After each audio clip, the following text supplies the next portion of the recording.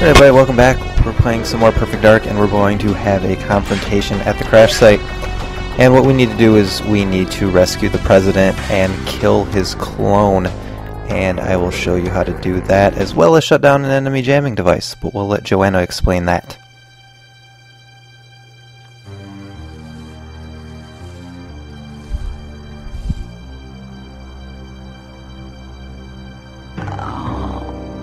Agent Doc, please report.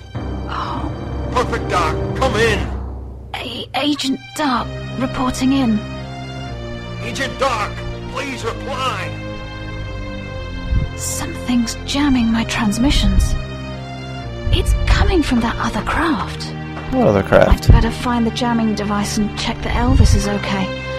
Not forgetting the president, of course. Of course. Now, correct me if I'm wrong, I'm not sure how jamming devices work in this sort of universe, but it allows transmissions to come in but not to go out. I don't know, maybe that's just to mess with people. And here is the hover bike that we allowed to descend into the cargo bay of Air Force One, and now we're going to use it because this level is large and it's a lot of empty space, so it gets annoying. So this thing makes us go a little bit faster.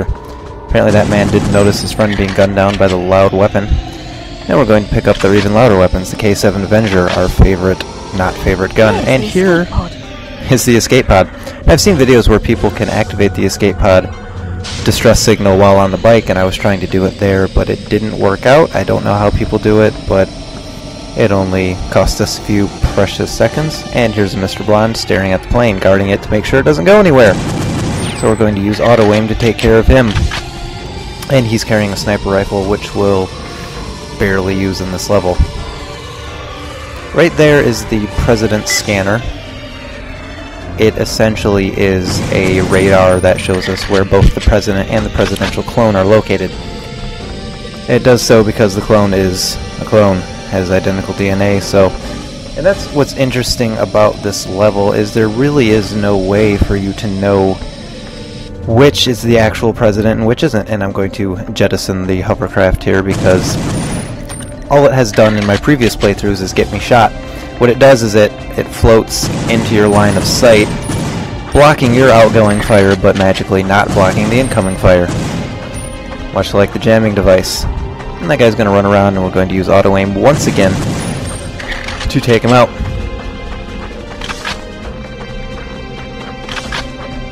This is where I usually get lost. We're going to head for that. If you can tell, I don't know if you can tell in the video, that is the back end of Air Force One. We're going to head that way to get to our friend Elvis.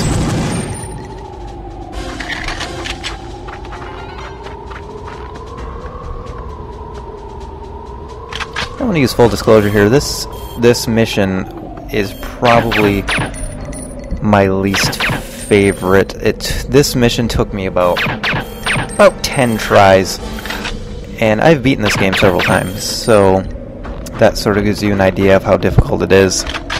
And like I said, I can't use save states or regenerating health or anything like that, so it gets a little frustrating, but we persevere nonetheless. Now, the K7 Avenger's threat detector is going to come in handy later on, and I will point out when it does. But now, see, the problem with this level is, I just had a thought, it's so massive I'm going to run out of things to talk about. And as you can see here, it's just a lot of empty space. I wish the hover bike could have gone here. I've tried to take it across this log, but it doesn't work. And over in the distance, you can see Elvis' spaceship, but we're going to come back to him later. But now we're going to head over to the president. Oh, and one other thing I was going to mention. This level especially allows you to do the objectives out of order. I can't remember how I used to do this, but there's a much easier way to kill the presidential clone, but we'll get to that later. And we're going to head into this cave-like cave area and get out our remote mines, which are intended to be used on the jamming device, but we're going to use them on these annoying things. We love these things, don't we? Now there are 4 of them down here, and we have 3 remote mines. One remote mine can usually take out 2, and in doing so it can also take out the president. Speaking of him, we're going to go rescue him. You'll never see them now. Yes, that's Trent Easton, head of the NSA, and in order to save the president, all we need to do is disarm him, and he runs away like a little girl.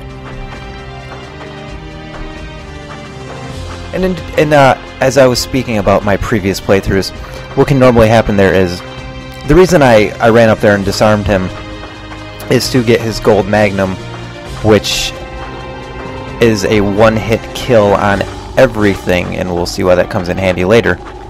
But as I did on many of my previous attempts at this level, is I accidentally punched the president and killed him in one hit, because fists are a one-hit kill for the president. I don't understand why at this point, when the presidential clone has been created, that they didn't just go ahead and kill the president.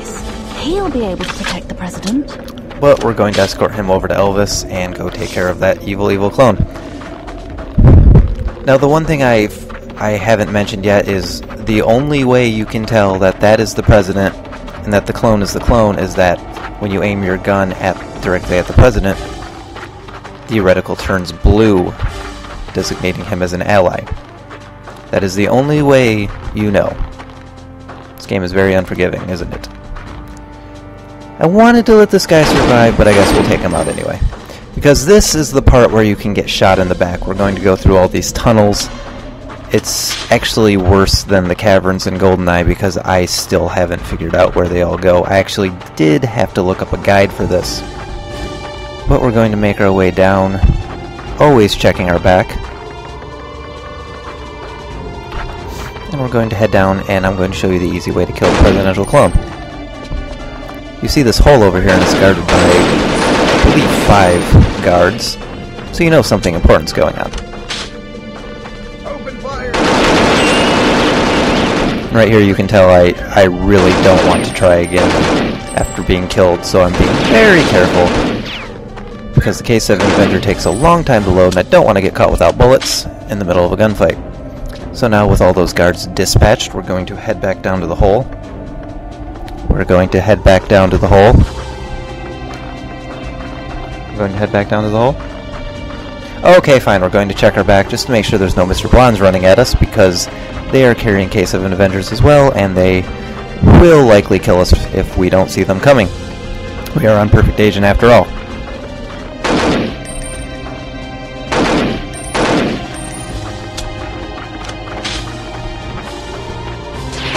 There they are. I must tell you, this is the most nerve-wracking level in this game. My palms are profusely sweating at this juncture, but nonetheless we persevere. I think I screwed with the AI a little bit there. When I got at a certain distance, they tried to take another path, but when I got closer, they decided to turn around. There's a Mr. Blonde, and now there's a dead Mr. Blonde. Now we're going to head down to the hole and see what those guards were guarding.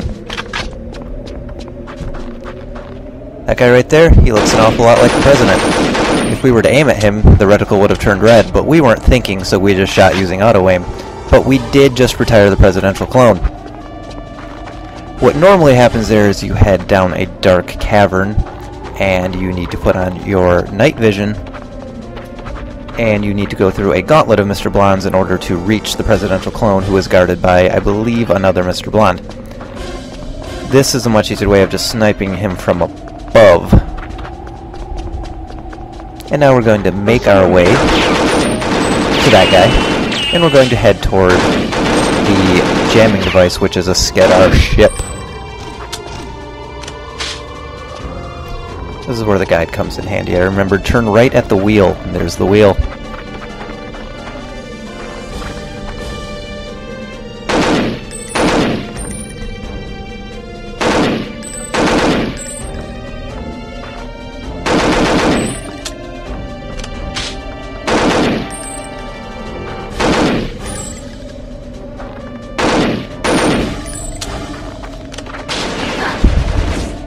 Remember what I said about getting shot in the back? There you go. What happened there was when I shot the presidential clone, all the Mr. Blondes that were down in that cavern decided to run up and try to kill me. There are disadvantages to that tactic. But here we are, we see the auto guns, so we know we're getting close. And there it is. Now, like I said, the Golden Magnum is a one-hit kill on everything, so we're going to get it out. And we're going to shoot one autogun. Going to shoot another autogun. And yes, the gun is a one-hit kill on everything, including Skadar ships.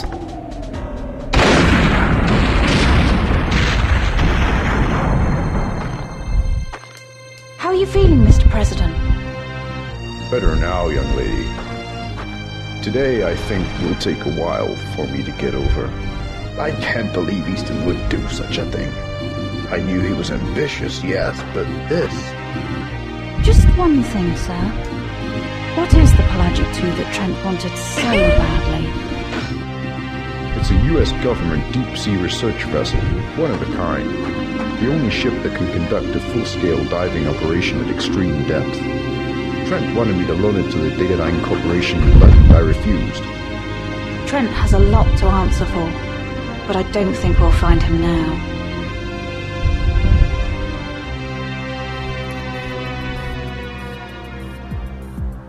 You have failed, Easton.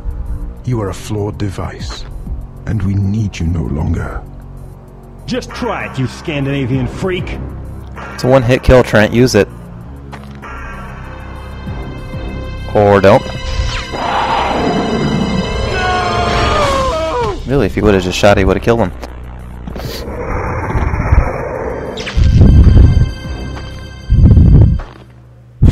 And that's all 5 objectives completed out of order, but completed nonetheless. If you happen to like alarms, you're going to love the next mission. I will see you all then. Goodbye.